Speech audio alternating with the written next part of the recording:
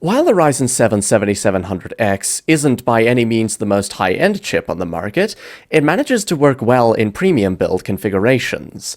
This is because when you're playing games at 4K, most titles are more GPU-bound than CPU-bound.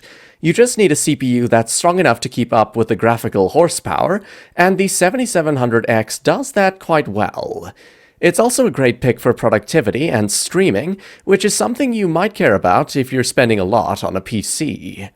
To kick things off with this high-end build, I chose the ASRock X870RS Pro Wi-Fi motherboard. This is an X870 chipset, which means you get access to features such as PCIe Gen 5, USB 4, and Wi-Fi 7. Needless to say, the connectivity on this board is fantastic. The 17-phase power delivery system is also impressive and will allow you to overclock the 7700X with ease. In total, you get 3 M2 slots, and one of them supports PCIe Gen 5. You also get a PCIe Gen 5x15 slot for the graphics card, meaning it's a solid board for future upgrades. Finally, it supports DDR5 kits at up to 8,000 megatransfers per second with overclocking, so you're all set if you care about overclocking your RAM kits. Speaking of which, for memory, I went with the G.Skill Trident Z5 RGB 32GB kit.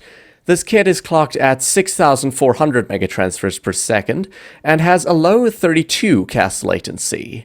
It's fast, overclocks very well, and features very tasteful RGB lighting. With its speed and great looks, it fits right in with our premium theme. Of course, that whole high-end thing we have going on doesn't stop at storage either. I chose one of the best high-performance SSDs on the market, the Western Digital Black SN850X. This 2TB drive has a 2GB DDR4 DRAM cache, blazing fast read and write speeds, and fantastic reliability. While it is quite high-end, it's not that expensive for a 2TB PCIe Gen 4 drive. Since we're going to be focusing on 4K gaming with this build, I went with the RTX 4080 Super for the graphics card. I chose this over the RTX 4090 as that card has gone well beyond the $2,000 mark, and it's not reasonable to pay that much for a card considering the 5090 is coming soon in 2025. With that being said, the 4080 Super is not going to disappoint anyone. It easily handles any game you throw at it in 4K, and if you enable DLSS, it can even handle ray tracing at higher settings. It's a very well-rounded card for the price, and there's no competition in its price bracket. The specific variant I chose is the Zotac Gaming Trinity. It's a unique-looking card because of its shape, which slightly resembles a spaceship. You get some very tasteful RGB lighting as a bonus, and the cooler is well built to handle the raw power of the 4080 Super. It never gets too loud, and the 3 fans ensure temperatures never get too high. For the power supply, I'm recommending the SeaSonic Focus GX 750W here. It's an 80+ gold certified fully modular unit, and it comes from the most reliable name in the business. SeaSonic backs all their PSUs with a 10-year warranty, so you don't need to worry about reliability here.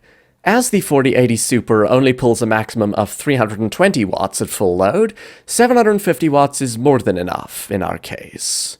Finally, all of these components sit inside the iconic Lian Li 011 Vision.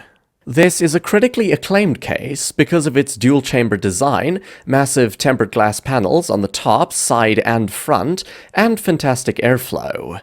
Throw in a couple of RGB fans into this thing, and it becomes one of the best-looking cases on the market.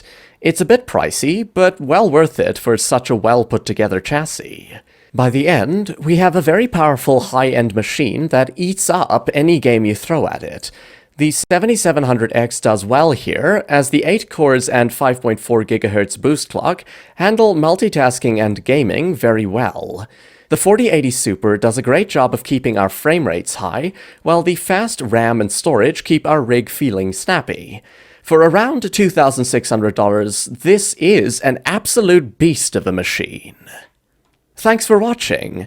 I hope my suggestions have inspired you to create your own Ryzen 7 7700X build. Remember, you can check the prices for each component mentioned in the description below.